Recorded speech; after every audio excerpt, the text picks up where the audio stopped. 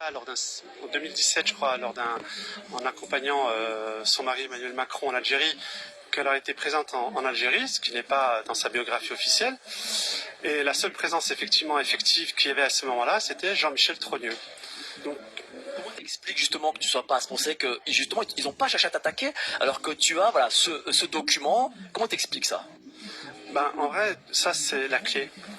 C'est-à-dire que le jour où médiatiquement et les enquêteurs de justice s'appliqueront à essayer d'établir la vérité sur ce séjour en Algérie de Jean-Michel Trogneux, ils verront que de là a découlé un autre voyage aux États-Unis.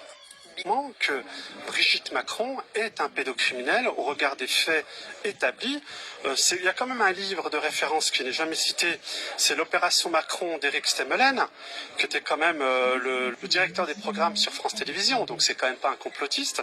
Et effectivement, il avait établi qu'il y avait une opération qui avait été faite pour cacher l'âge. Donc tous les médias mainstream sont quand même coupables et responsables d'avoir menti à tous les Français dès l'élection de 2007 en prétendant qu'il avait 16 ans, alors qu'en réalité il avait 14 ans, et Brigitte Macron 227-26, 10 ans d'emprisonnement et 150 000 euros d'amende.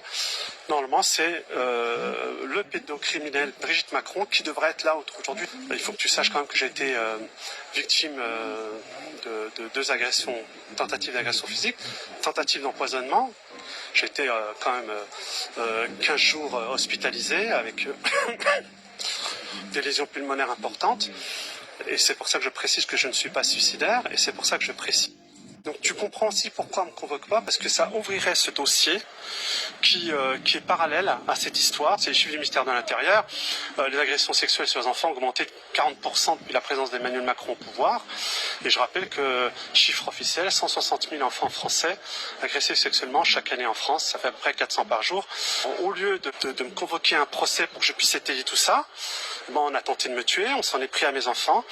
Et je dis publiquement, face caméra, que j'assume l'entièreté de mes propos. Et par ailleurs, je dis à Emmanuel Macron qu'il n'est qu'un lâche, parce qu'il s'en prend à mes enfants en protégeant un trafic de passeports à la préfecture de police de Paris. C'est inédit dans l'histoire de la Ve République.